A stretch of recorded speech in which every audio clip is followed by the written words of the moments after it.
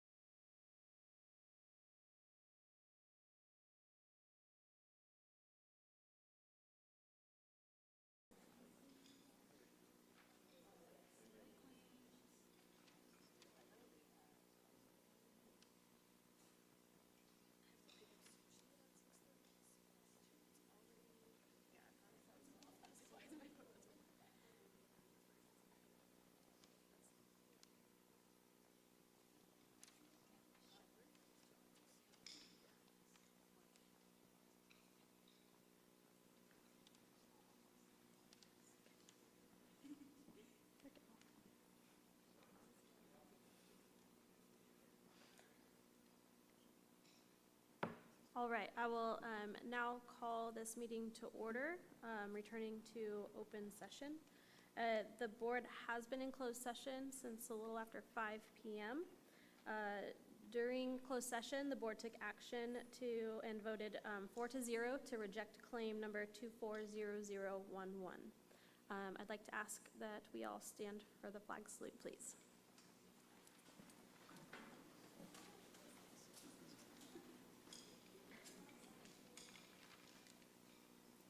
Salute pledge. I pledge allegiance to the flag of the United States of America and to the republic for which it stands, one nation, under God, indivisible, with liberty and justice.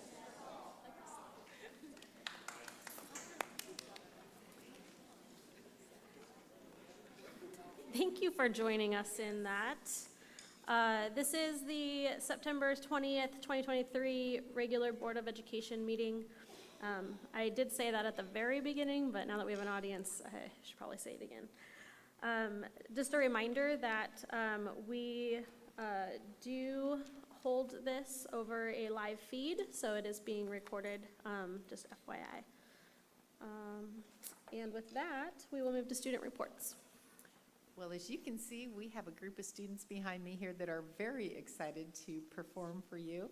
And I'd like to introduce Ted Sullivan, who's going to give you a little bit of information about how this all came about. Yeah, good evening. Thanks, and we're excited to have kind of our new music program, for lack of a better word, sharing for a couple minutes tonight.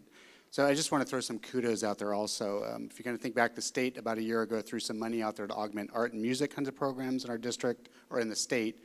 Nora, Hunter, and I have been talking about it for years of how we can augment that in Chico Unified. The money came in, so we had some great ideas kind of thought through with Nora, but we also have a great relationship with CUTA, so we were able to take our current contract, look at how we could kind of mesh those two great ideas, contractual things with CUTA, and kind of come up with a program so every kid in Chico Unified is now getting music, K through 5, with those kinds of things. So we're really excited about it. So it's a nice change for us, and we love it. And with that being said, I'm going to let Nora Hunter, if you don't know, Nora is music teacher extraordinaire for Chico Unified also, but we'll let Nora take it away with her class.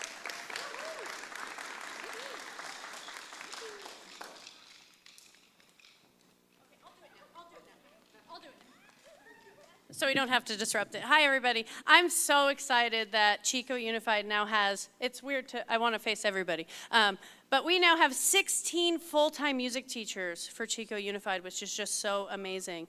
And I'm so happy to be bringing music to elementary students. And I know with that comes a lot of challenges, and I think the biggest challenge we face in many ways is just space. And I brought these second graders. I've only seen them this year 4 times, so they're very, very nice to come here with me. And they represent 3 different classes, so some of them are mixing in ways that we haven't mixed before. But I just want to say that, you know, music takes space, arts take space, and as we move forward as a district, it would be awesome as we make future planning, now that we have Prop 28 money, that at the elementary level, having music and art spaces are essential. What we're going to do today has lots of movement. Picture doing this in a classroom with a bunch of desks, right? So music and art both take just space. So hopefully today you see us take up some space. We're going to sing a song called Tue Tue, which is from Africa, and then we're going to be doing, in honor of Hispanic Heritage Month, Los Machetes.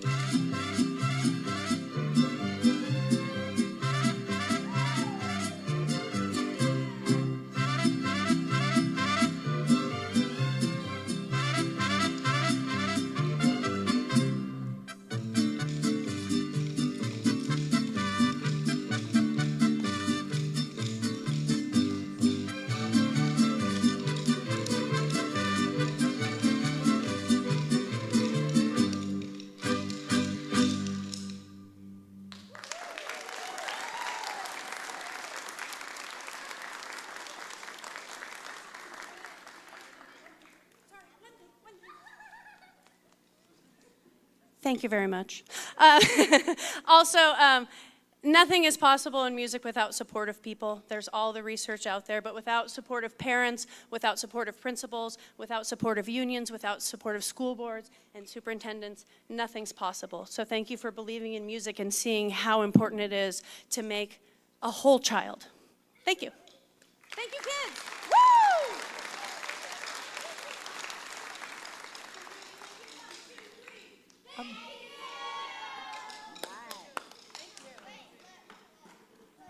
Thank you, students, and thank you, parents, for bringing them here tonight.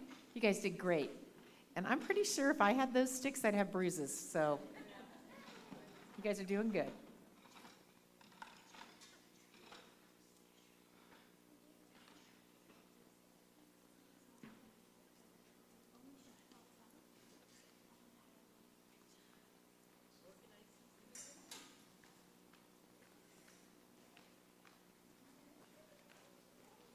Great job. Thank you so much. How about another hand as they're going out?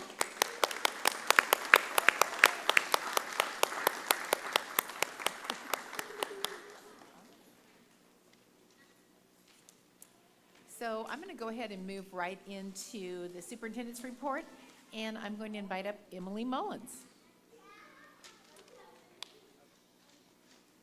who I think's daughter was also performing, right? She was out of here. All right. Good evening. I almost said good morning. It's been that kind of day. Good evening. It's a pleasure to be here, and I'm excited that this evening I get to recognize both a classified and a certificated employee of ours for the Superintendent's Award. So I am going to start with our certificated recipient. It's a huge honor to be able to present this award to one of my outstanding teachers, Stacy Bonneau.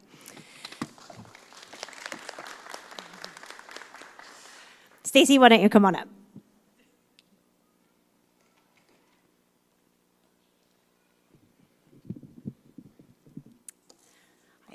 Stacy is a mild moderate special education teacher at Hooker Oak School. When I first started Hooker Oak in 2019, I assumed that Stacy was a veteran teacher. She was a leader on campus.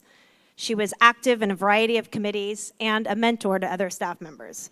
When she asked me a question about induction requirements, I was shocked. Then I learned that Stacy was new to the teaching profession, having worked in the private sector and then as an instructional paraprofessional prior to obtaining her teaching credential. I realized then that Stacy is just one of those teachers who has a natural, innate gift. She's so good at what she does. And what does she do? The more appropriate question would be, what doesn't she do? Stacy wears many hats at Hooker Oak. Her primary position is the case manager of our students with mild to moderate disabilities at Hooker Oak. She meets with students in small groups, one-on-one, and through push-in support to assist students in meeting their IEP goals. She has a special ability to connect with students and to form a relationship that vastly improves their ability to learn. She teaches her students far more than just academic content. She uses social stories to teach expected and unexpected behaviors, and she was an early adopter of the check-in, check-out intervention system to modify behavior. She has been an instrumental member of both our school wellness team and our PBIS team. She assists in providing professional development to our teachers and to our paraprofessionals. Just today, I observed her in the hallway with two of our paras, training them on how to use an ABC chart to identify antecedents to behavior and the consequence as a first step towards creating behavior support plans for students. These paraprofessionals are now trained and empowered to use a research-based Tier 3 behavior intervention support to support a few of our students with intensive needs. This is a wonderful example of how Stacy creates the conditions for an entire staff to thrive. She models, teaches, supports, and then trusts staff to implement strategies. She's a true leader in this area. Stacy is always on the go. You rarely find her with downtime. She's always looking out for the needs on our campus and finding a way to best support both students and teachers. I'm very proud to work alongside an educator like Stacy Bonneau. I'm grateful for her leadership, her knowledge, and her dedication to students. Chico Unified is incredibly fortunate to have this outstanding teacher in our district. Congratulations, Stacy.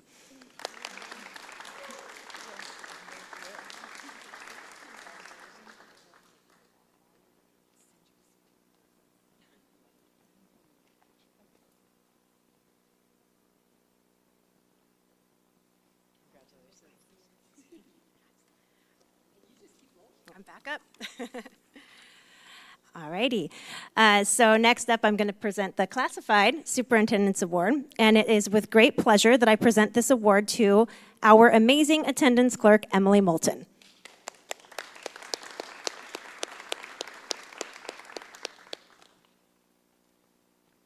So it's been really fun having two Emilys in our office at Hooker Oak School, especially with the last name of Moulton and Mullins. It doesn't get confusing at all when, parents call.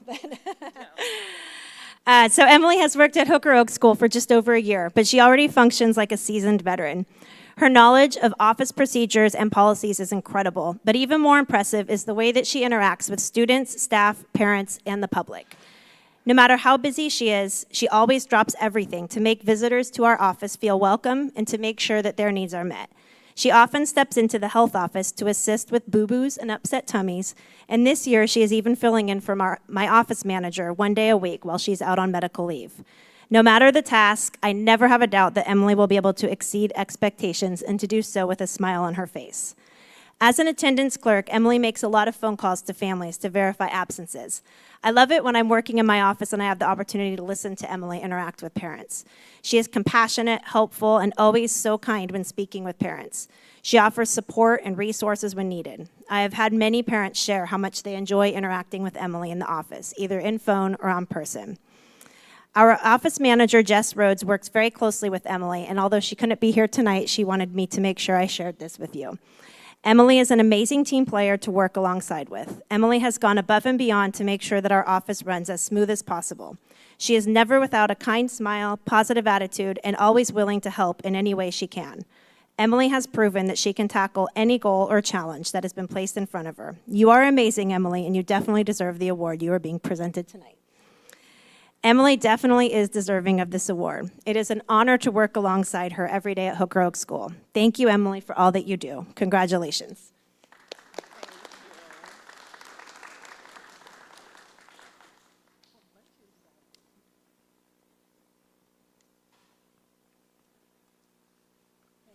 Thank you.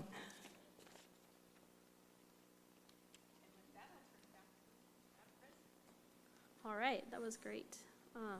Congrats.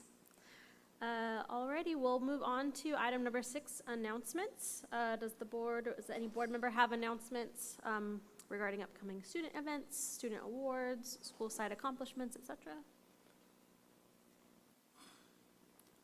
All right, seeing none here, just want to acknowledge that the school year is well underway now that we're in mid-September, marching real quick towards that November cool down time, but October is sometimes a big push to get through. So I think everything I'm hearing from out there is positive at our school sites, and I'm excited for this school year still.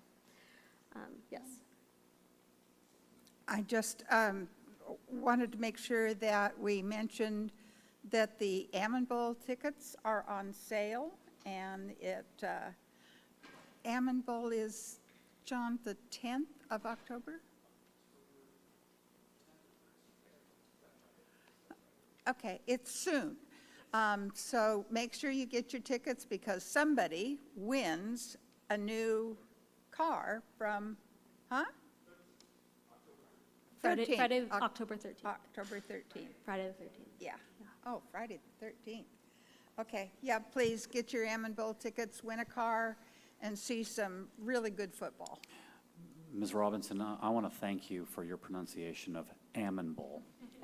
Well done, you. I was a farmer. Those of us that farmed them still call them Ammons. Well, that just leaves me out of the loop because I'm an almond speaker. Well, yeah, that's the Chester speaking. Yes. Yeah, is where she's from, That's the Chester. That's the mountain You kid know. in me. Yeah, yep. I was actually going to ask if I'm the only one who maybe pronounces it that way, or maybe I shamefully shouldn't admit it, but here we are. I'm not ashamed. All right, thank you for that. That's good to know. October 13th, Friday the 13th, the Ammon Bowl. At PV this year, thank you. And get your tickets. All right, with that, we'll move on to item 7, items from the floor. Excuse me. Items from the floor are for speakers who wish to address the board. That's the 4 of us up here today. regarding a topic that is not currently agendized. At this time, we will take public comment from speakers who wish to address the board for topics not agendized for this meeting. As a reminder, speakers have 3 minutes to address the board. A bell will ring when 30 seconds of speaking time remains. Thank you. That's your cue that you have 30 seconds to wrap up your thoughts, and then your 3 minutes is up. The board can listen to public comment during items from the floor, but cannot respond to any speakers under items from the floor due to Brown Act rules, which is a law. And so at this time, we will start calling up our speakers that have signed up for items from the floor this evening, as soon as I pull my list out, which is right here. Okay. So first up will be Loretta Torres, followed by Michelle Cooper. Oh, okay, then we'll move on to, I'm hearing that Loretta Torres is not here this evening, so we'll move to Michelle Cooper and then call on Gina Bax to follow.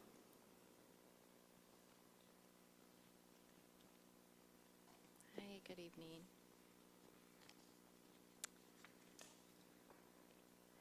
Okay, so I'm here once again to urge this board to adopt the resolution that was presented to you in June. A resolution that reaffirms the commitment of Chico Unified School Board to the fundamental rights of parents and legal guardians to direct the education, health, and well-being of their minor children. When this resolution was first presented, I was met with doubt.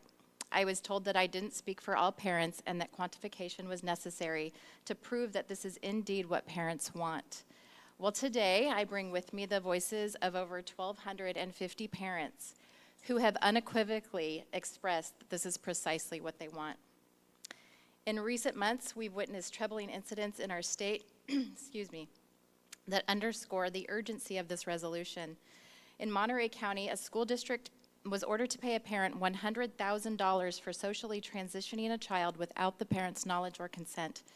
This case serves as a stark reminder of the importance of respecting the rights of parents to be actively involved in decisions regarding their children's education and well-being.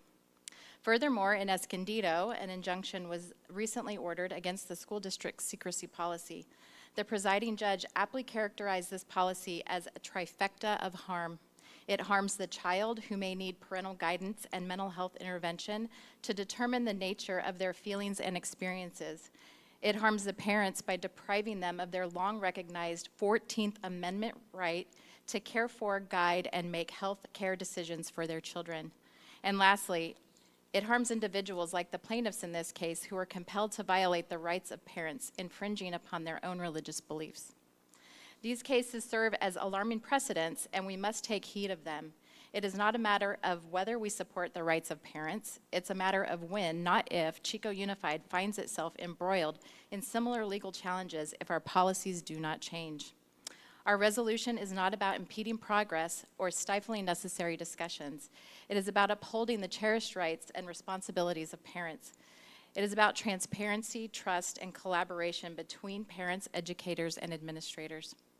As a community, we must come together to protect the rights of parents and legal guardians to be actively involved in their children's education, health, and well-being. This resolution is not a divisive measure, it's a unifying one. I urge each of you to consider the gravity of this resolution and the implications of ignoring it. Let us not wait until we find ourselves in the midst of legal battles and controversy. Let us take proactive steps to affirm our commitment to the rights of parents today. Let us stand together in support of this resolution, sending a powerful message that we prioritize the well-being of our children and the rights of parents. Thank you.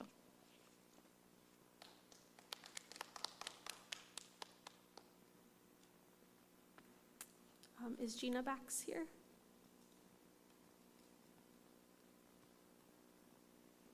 Okay. All right. Seeing no items, additional comments from the floor, we can move on to item 8, consent calendar. We don't have any speakers signed up for consent calendar. So is there anybody who would like to pull an item from consent for further consideration? Okay, seeing none, do we have a motion on consent calendar? So moved. I'll second that motion. Okay, we have a motion to approve consent by Mr. Tennis and a second by Ms. Robinson. Do we have further discussion, board? No? Seeing this is actually, yeah. Do we have to do a voice call, roll call vote tonight every time with an absent member? Okay. Thank you. We were going to have to do it anyway, but we'll do a roll call vote each vote tonight. So I'll actually start it off. Dalby, aye. Robinson, aye. Conkin, aye. Tennis, aye. Thank you. It passes unanimously. And we will move on to our discussion action calendar. Ms. Delby, on the discussion action calendar, Business Services needs to pull item 9.1.1, and we'll bring that back at a future meeting. Okay. Thank you. Yes, thank you. So 9.1.1, which is approval of a design build entity, will be moved to a future meeting. Thank you. Okay, so we'll move to 9.1.2, discussion action, charter schools Measure K projects request. And with that is Ms. Julie Kissel. Good evening. Thank you for having me here tonight. I'm really excited to bring forward a project to be funded with our Measure K bond dollars for one of our local charter schools, Chico Country Day School. As it was presented in the board agenda, they have a fantastic project that looks very well thought out and planned for, and it includes shade structures, drinking fountains, small play area, landscaping, trees, and an outdoor classroom, which I'm really excited about the outdoor classroom.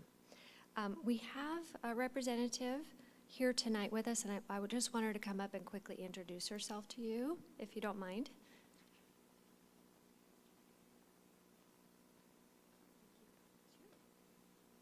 Hi there, my name is Gretchen Bender. I'm the new Chief Business Officer for Chico Country Day. I guess I'm still new. I'm in my beginning of my second year. And this project has been in the conceptual phase for most of the time that I've been there. We've spent time gathering input from kids, from parents, from community members, and spent extensive time with landscape architects in order to design space to be usable and to be to the maximum benefit for students. So we're excited to finally be at this final step and to get to work on this project. If you have any questions, I'm happy to answer them. I have a question. Are you familiar, and maybe somebody else is, that Chico Country Day has, within the past week, has like abolished their school board or their parents' committee or something like that? Do you have any knowledge about that at all? I do. That's a separate item. I don't know if I can speak to that, but the parent-teacher partnership has not been abolished.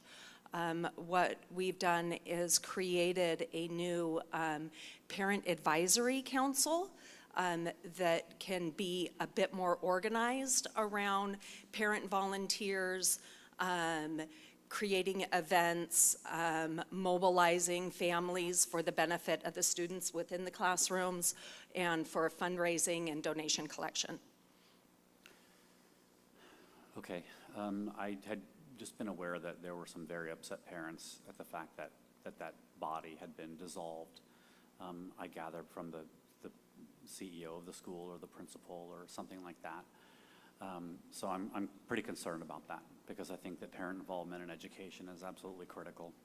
Yeah, that was the main reason for creating the Parent Advisory Council, was so that we could have a more formal body that was an integrated part of the school rather than an external group of families that kind of operated on their own and have fundraising money controlled by an external 501c3, the North Valley Community Foundation, rather than Chico Country Day, which is its own 501c3. So that was the point. All parents are invited to participate. In fact, we had about 40 parents attend the initial Parent Advisory Committee meeting on Monday. All right, I'm gonna move us along.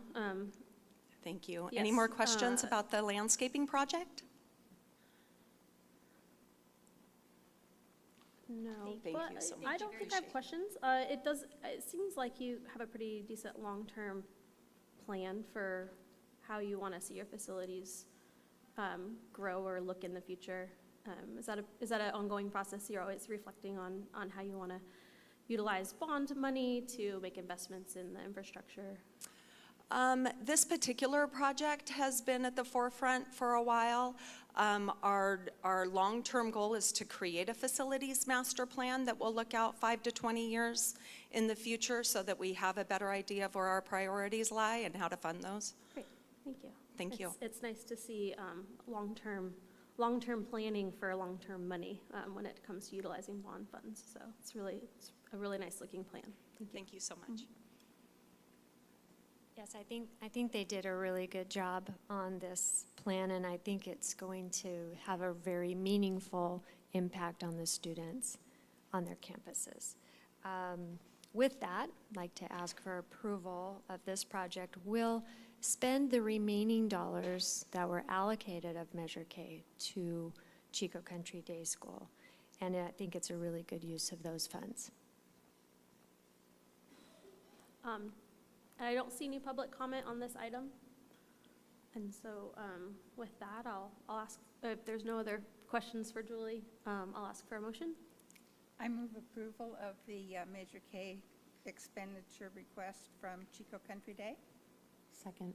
Great, we have a motion by Ms. Robinson and a second by Ms. Conkin. Any further discussion from this board on this topic? I have a substitute motion. I've just learned today about what I was talking about earlier with the dissolution of a parent committee, which I'm very concerned about at Chico Country Day. So I would substitute motion that we put this vote off for another 2 weeks while we can see what the exact result is from that. Would there be a problem to the Yes. construction schedule if this vote were to be put off for 2 weeks? I don't have an answer for that question, Matt. Because I just don't know what the deadlines are involved. Madam President? It's not up for discussion unless there's a second. Okay, so the substitute motion fails. We'll go back to the original motion, which is to move for approval.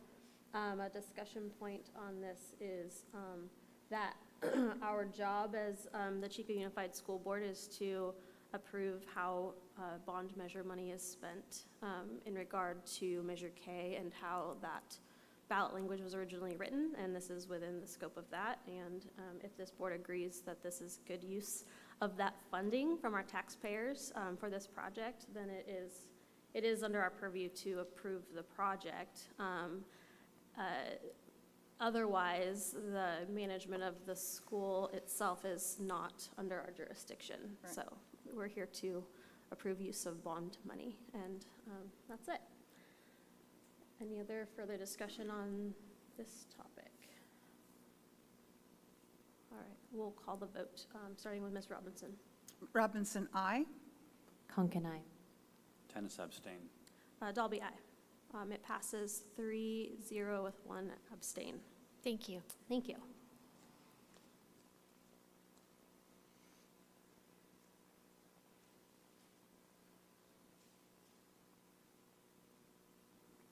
All right, we'll move on to 9.1.3. Excuse me. This is an informational item.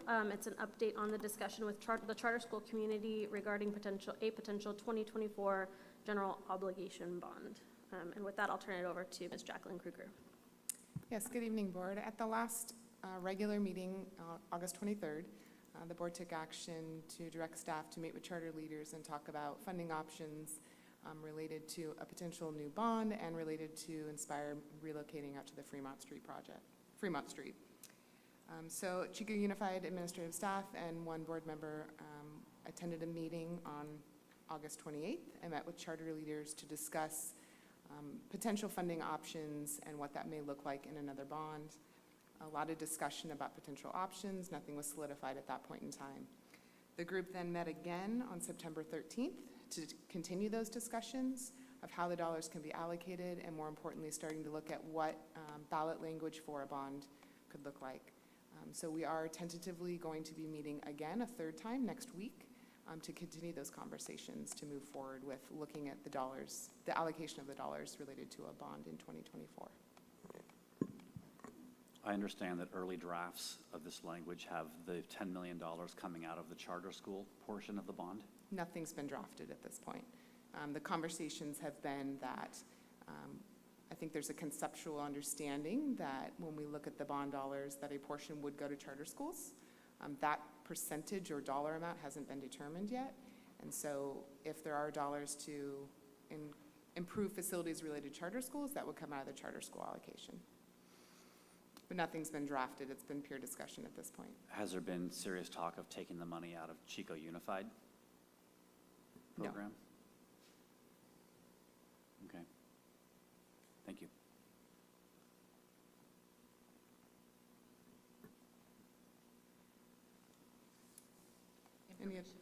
Any other further questions? Maybe it would be helpful to, I guess, in terms of the timeline and when it may be, or where there may be a point where the board will actually take action on anything that comes out of these discussions. There's a fundamental difference, in my understanding, with our experience with Measure K, between ballot measure language versus like the final product of how the money just gets dispersed. And so I guess my question is for clarification that these discussions initially are focusing on the potential ballot measure language and what may be agreeable among all educational agencies. Is that pretty decent summary? Yeah, I think I understand what you're saying. So really the first step is to talk about what the ballot language would look like. Historically with Measure K, that was a certain percentage. It happened to be 15.34% that was written into the ballot language that said that percentage of the dollars would go to charter schools. And then it was followed up by a small paragraph talking about a subcommittee that would provide, a charter subcommittee that would provide recommendations to the board related to projects. So the prior agenda item was the perfect example of that recommendation coming from the subcommittee to this board for final approval. So that really is the first step, is what is the ballot language? Then I think, Ms. Delby, what you're talking about is the second part is, okay, now that we've identified either a dollar value or a percentage, then how do those dollars get allocated? And that's really the second step then, of who do the dollars get allocated, how do they get allocated?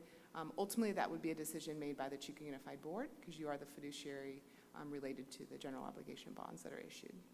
So in Measure K, the ballot language drove the kind of legal constraints about those two buckets of money from the bond funding, which was either to Chico Unified, which was the 84% and some change, and then the second pot of money, which was to charter schools. There wasn't charter schools identified and how much each percentage of each charter school would get in the bond language. And so as far as like legal constraints goes, that percentage is a firm line. This percent goes to CUSD, this percent goes to charter schools within CUSD boundaries. But then from there, it's become a final board decision to determine how those monies get divided out among all CUSD schools, and as well as approval of charter projects. And then the next step for historically was with the oversight committee. So I'm just trying to Correct. summarize correctly. Yeah, and I would say it's a great clarifying point. The way we did it with Measure K, and really the recommendation we're coming forward with a future measure, is to not list individual charter schools within the ballot language and the dollar value, but rather allocate in totality the percentage of dollars, or we could even do a flat dollar value that says these will go to this amount of dollars will go to the charter schools. But we're not ready for that decision yet. There's more meetings and more discussions to have to More kinda- discussion, yeah. certainly. And then at some point, the group will be ready to bring forward maybe some recommendations for this board to consider? Okay. Correct.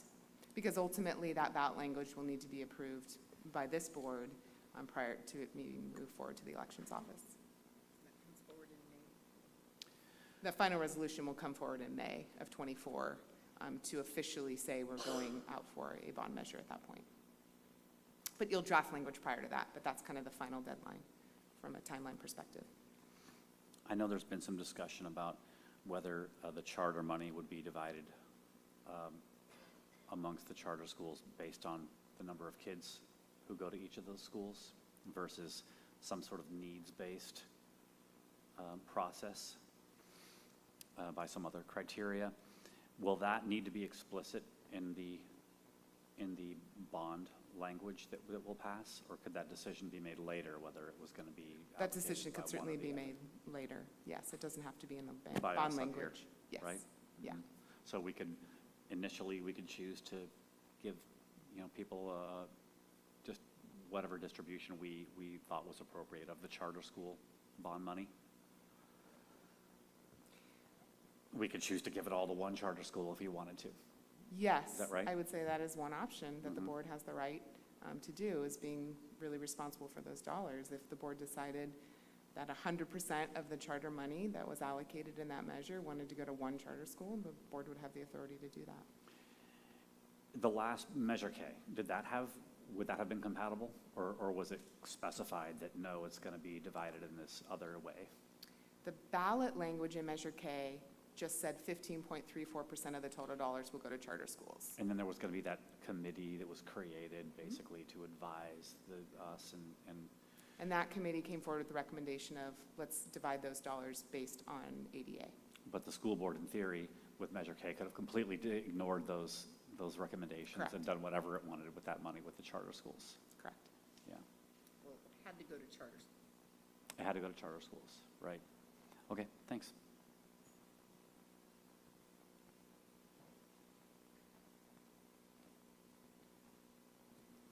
No other questions for clarification? I don't have questions or clarification, just observation that the discussions have been productive, those meetings, and I'm hopeful that, they'll continue to move forward with the very constructive attitude that's been exhibited in the meetings. Yeah, I'd agree with that. I think that with Measure K, Chico Unified has really operated in good faith with the charter schools, and everybody wants to see what's best for kids in this community overall. So I have confidence in all of our ability to be productive, creative problem solvers and find the best path forward together. So I'm optimistic, for sure, personally. I don't speak for the board necessarily, but personally I'm optimistic. Any other comments or questions? All right, since it's informational, we'll move right along to our next item. Thank you, Jacqueline, for kind of diving into that a little bit for us. And there was no public comment on that item either. And I've lost my numbers. We're on 9.1.4? Yes? Yes. Okay. 9.1.4 is discussion action, resolution 1617-23. Resolution of the Chico Unified School District Board of Education certifying compliance with section 17289 of the Education Code and authorizing the execution of exemption request with State Allocation Board. Yes, good evening. So this resolution in front of you is related to our Oak Ridge Academy Independent Study Program. So there's Ed Code 17280, which is also known as the Field Act. And that Field Act provides basically building and safety performance standards for buildings and schools of which children reside. But there are exemptions to that Field Act facility, and one of those exemptions is an independent study program. So we currently have our independent study program, Oak Ridge, located on Lassen Avenue in a building that was originally basically built for commercial or office space. It fits the program, it works very well there, and so what we're looking for is this passage of the resolution this evening to acknowledge that they are exempt from the Field Act, and then this will go forward to the State Allocation Board, and this is required every 2 years for a program of this nature.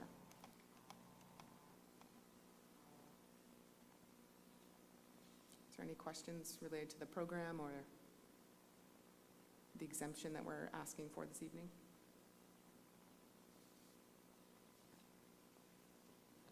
I see none, and I also don't have any public comment listed.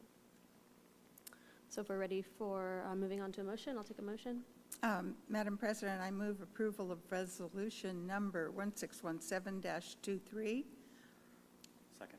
Okay, we have a motion by Ms. Robinson and a second by Mr. Tennis. We'll do further discussion by the board. A roll call vote. We'll start with Ms. Conkin this time.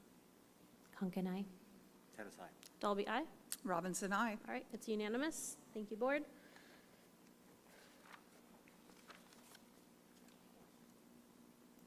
Yes, unanimous is 4-0. Thank you. Unanimous of 4-0 of this board tonight. Yes. All right, 9.1.5 is discussion action. Resolution 1618-23, a resolution to approve piggyback contracts and cooperative purchasing agreements for 2023 to 2024. Yes, so the resolution in front of you this evening is related to piggyback contracts. And essentially, the district, because we are a government entity, there are bid threshold dollar values. So when we go out to purchase for goods that are above a certain threshold, we either have to go out to bid, or we can use a piggyback contract, which is basically an existing contract that another district has already gone out to bid for and selected a vendor. And within the terms of that contract, they allow a piggyback or other districts to utilize that same bid. So what it allows the district is we can save time and money on having to go out for bid and instead utilize these piggyback contracts and get the same goods at the same pricing, and basically every element of the existing contract has to stay in place. So some common examples of times when we use these piggyback contracts, buses are often used on piggyback contracts so that the district doesn't have to go out for bid. We know there's piggyback contracts out there where we can get the same price as our peer districts. Chromebooks, when we bought all our Chromebooks, that was another example. We spent over $1 million, I think, the first time. That certainly would have to go out for bid, but there was a piggyback contract that we were able to utilize through our IT department. Playground structures and classroom furniture, other examples where we can just save time, and that's really what it comes down to is time to be able to get these purchases in our door and into our classrooms and our campuses a lot faster. Do you have some kind of criteria for identifying a good piggyback contract? Because I could imagine, like, if there was a really bad one floating around out there, you know, and like some company was charging some astronomical price for an electric bus or something like that. But then we would say it's in the best interest of the district at that point that we just go out to bid. So oftentimes, I'll use Chromebooks as a great example. John Vincent, our director of IT, very much has his pulse on pricing in the IT industry. And so when we find a piggyback that says, hey, we can utilize the Chromebooks through this, he's going to come and say, yeah, this is a good deal, or no, it's not a good deal, and we need to go out for bid. for example, and I see that he's walking up right now, but like, Perfect. you would, you know, before you just say, hey, look, these guys over here bought Chromebooks, you know, let from this company, let's piggyback on that. Like, you would also check, you know, Amazon, eBay, you know, what's the price of these things out there in the world, you know, right? So we do. We compare the price on multiple different brands and look at the quality of the product and then the price. So it's really about quality and performance versus price. Yes. So we do our best to get the best deal for the district. If we put a contract out to bid such as this, is it always the requirement to go with the lowest bidder? Lowest responsive bidder, and so there's components that you can look at criteria-wise for responsive bidder. Because that could kind of get us in a weird bind if the quality isn't as good. So we have a bid sheet that we use like with Chromebooks, and we use that for our E-rate project. We got that from our E-rate consultant. So 40% is for price.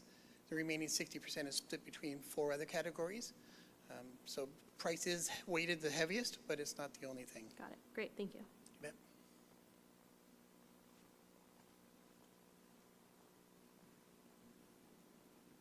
All right, seeing no other questions or public comment on this item, I'll call for a motion. I move approval. I'll second that motion on Resolution 1618-23. All right, I think we'll go with, is there any further discussion? All right, Mr. Tennis, we'll start with you. Tennis, aye. Dalby, aye. Robinson, aye. Conkin, aye. It's been a while since I've missed my button to turn my microphone on. It's unanimous with 4-0 and 1 board member absent today. Thank you. So let's move right along to 9.1.6. It's a discussion action on AB 2756 public disclosure documents for compensation agreement with the California Schools Employee Association, CSEA Chapter 110. Jacqueline again. Yeah. So this is before you this evening is the AB 2756, which is the financial disclosure related to a tentative agreement with our bargaining units. So I'm not trying to steal John's thunder here. This is basically the financial piece, should you approve the TA under the HR section. What it is, at this point, it's an estimation of a settle up from prior year of 0.67%, as well as which would total for the current year 6.08%. We'll know in the next week or two the final number. It is the same methodology and language that we had for CUTA, and the estimated cost is about $2.9 million for our employees.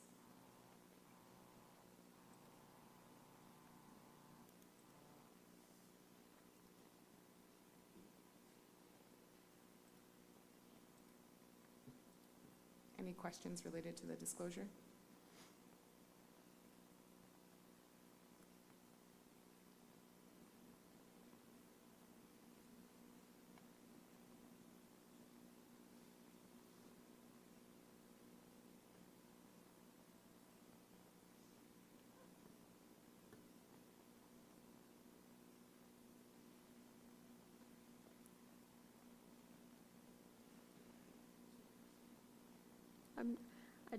I noticed that some board members are still perusing, so no, you're fine. I just wanted to make sure that, I also wanted to just take a few more seconds to look at the numbers and all of that, just out of interest and due diligence.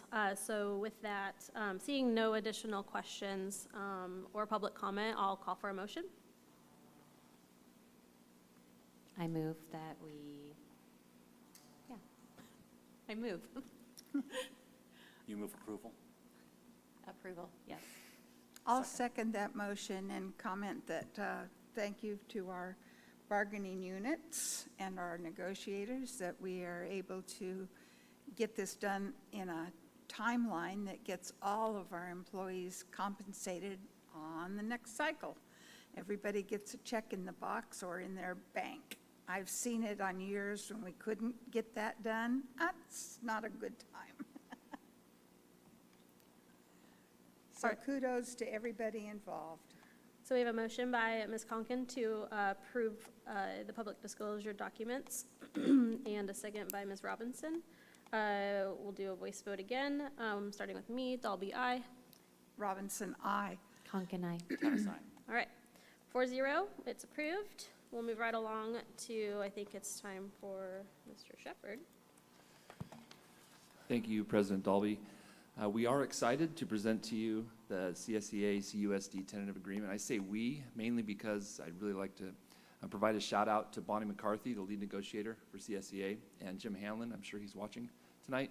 I'm sure he is. Hi, Jim. We are so appreciative of all the work that they put in over the course of the last month and the previous year to make this happen. The vote was a little delayed because they wanted to be sure that they voted when their members were working and were present. So this vote obviously didn't take place at the same time as the CUTA tentative agreement. However, very similar language, and we recommend approval of the CUSD-CSEA tentative agreement. Can I answer any questions?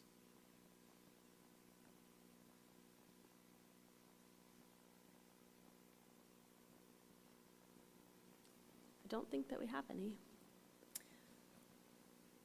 I don't have a question, but I will make a comment that there was gratitude expressed from CSEA members that were affected by the tentative agreement part that we acted on at our last board member that established some good language in our board policies. So they did reach out and say, thank you.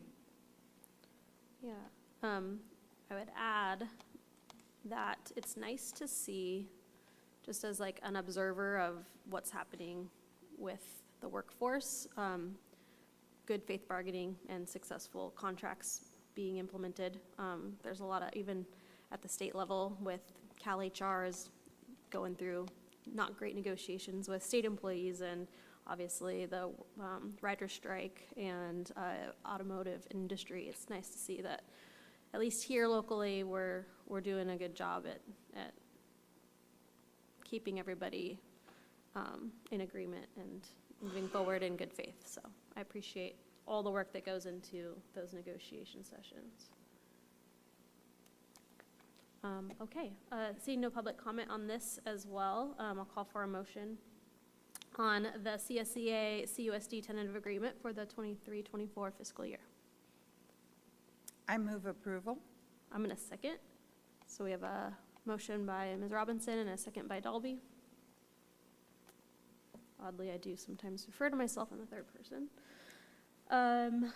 Okay, any other discussion? Fantastic. Let's start with you, Ms. Robinson. Robinson, aye. Conken, I. Tennis, aye. Dalby, aye. 4-0, it's approved. Hooray. With much fanfare. It's really quiet in here right now. I'm about to start telling really bad jokes. Just kidding, I'm sorry. Okay, we'll move right along to 9.2.2, discussion action, which is approval of a provisional internship permit for education specialist credential for Gianna Hughes. Great, thank you, President Dalby. So as you've probably already noticed, this is the request for approval of a provisional internship permit for a teacher that you already approved in a previous action. We did submit the approval to the Butte County Office of Education Credential Office, and they do have a new credential analyst. And as a result of communication with the analyst, she's asking that we be very specific in our board action, that the grade level be included in the action. So this is just a resubmission with the grade level. Nothing else with this teacher has changed. Same supports are in place. We just needed to be sure we followed their direction, so we included the grade level. Excuse me, grade levels, 6 to 8. Well, it certainly is BCOE's job to help keep us straight and narrow, so, all right, let's do this. Any other discussion, comments, questions? Public comment? Motion? I move approval of a provisional internship permit for education specialist credential for Gianna Hughes. I'll second that motion. Further discussion, board? All right, Ms. Conken, we'll start with you. Just one quick question. Oh, you're So good. this, and I know it's already been voted on, but it's specifically for Marsh, doesn't. Correct. Okay. Right. We want to make sure we include the grade level and the school so the Butte County Office of Ed is very specific in their request. Okay. Seems like it would be implied if it's at Marsh, but that makes sense. Okay, yes, I. Conken, I. Tennis, aye. Dalby, aye. Robinson, aye. Thank you. All right. 9.3 is board. 9.3.1, informational first reading of revised, updated, new board policies. Okay, we are bringing forward some changes in board policy. As you know, we work with CSBA and they send us changes that we bring forward. Usually those changes are tied to changes in either case law or education code. So this is a first reading. There is no action tonight, but we're happy to answer questions if there are any. In the case of the deleted board policies, I just note that they're just, I mean, I went onto them and they're just a bunch of red ink, basically, just that policy is gone. Is it being, is school health services aren't important anymore, or this is probably finding its way into some other? I'll bring up policy? Jen Scala. That was her board policy, and she said she'd come up and explain why that one is being deleted. And while she's on her way up, I must make an apology, and I can bring up Mr. Sullivan to explain. But on the other deleted item, there was a miscommunication between my team, and that only a portion of that was supposed to be deleted and not the whole board policy. And so we're going to need to pull that one and bring it back with the actual changes. Sorry. That was a great catch by Ms. Staley, by the way. The board policy on health services is specifically referring to the district bringing health services onto school campuses. So we would have like a health center on campus, and we felt like that wasn't a direction that we were able to go at this point. So we pulled it back. It is something that could come in the future, and at which point we would bring a board policy at that time. But it was a little misleading in the fact that we Yeah. don't have it now. Correct. Ready for question? In the things that I've read for the preliminary formation of our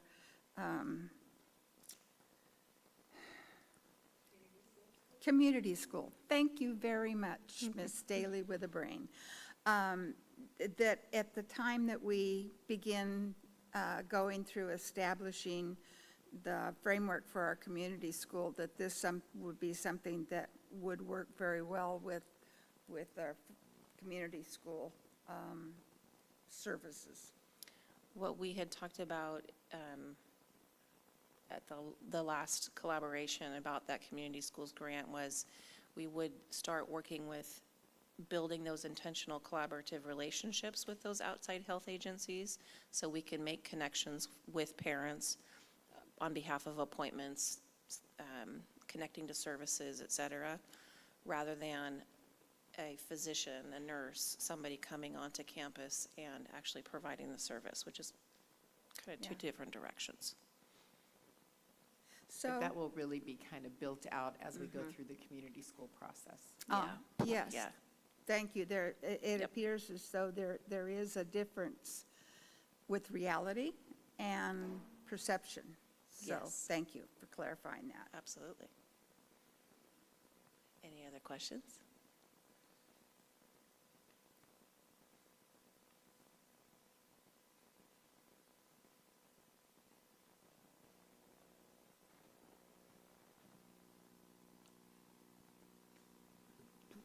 Not particularly from me for you, Ms. Scala, but I do have just, did somebody else have some?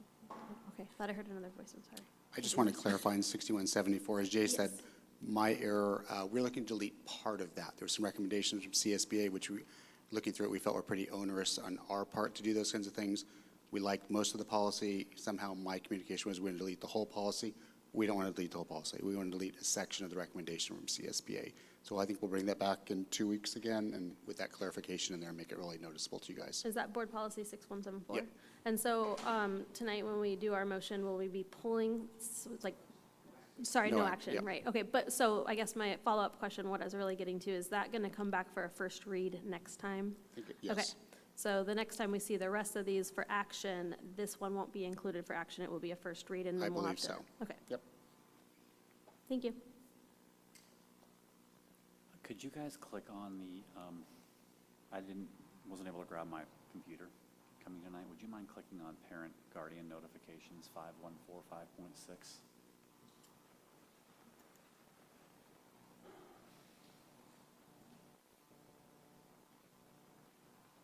I'm also going blind because I'm over 50 years old now, so thank you for that enlargement.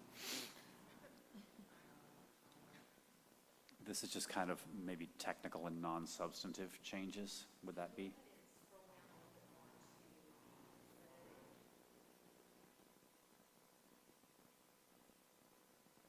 Right, yeah, right, okay, yeah, right. I remember seeing that this morning when I went over this agenda.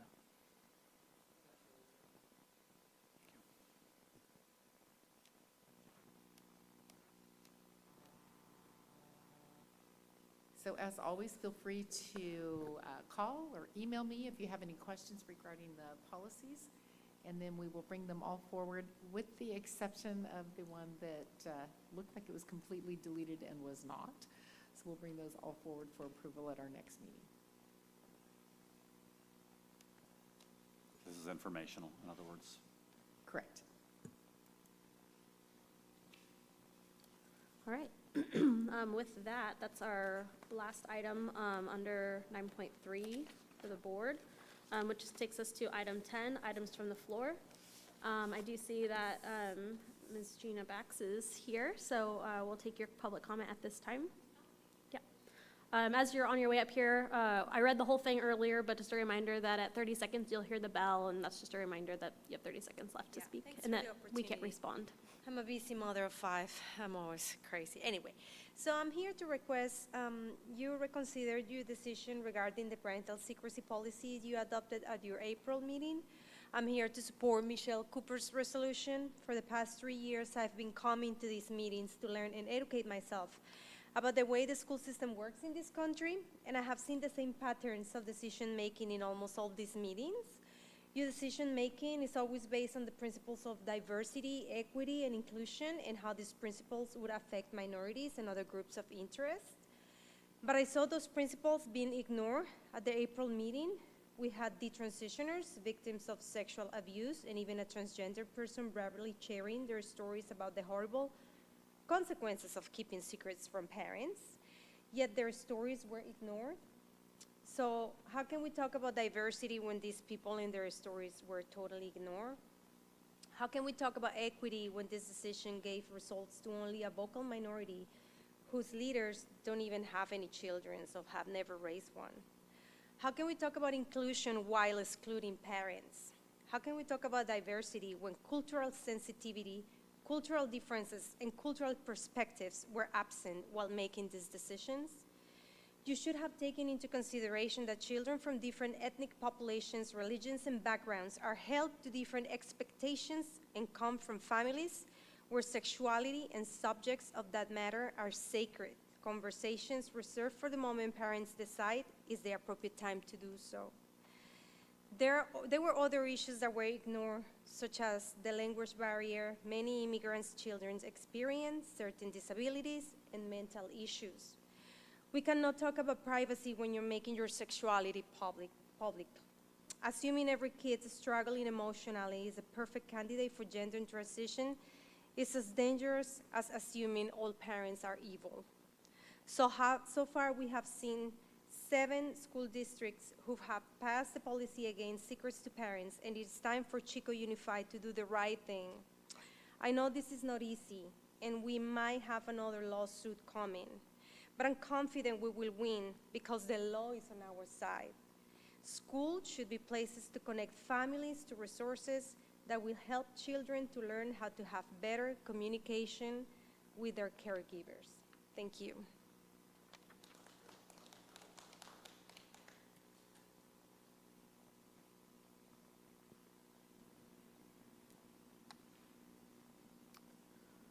All right, that's all I have on our list for tonight for items from the floor.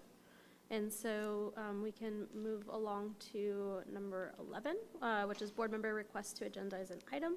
At this time, no board member requests to submit an agenda have been received, but just a reminder to encourage all board members that want to agendize an item to go ahead and submit the request according to what we had decided on our June 28th board meeting.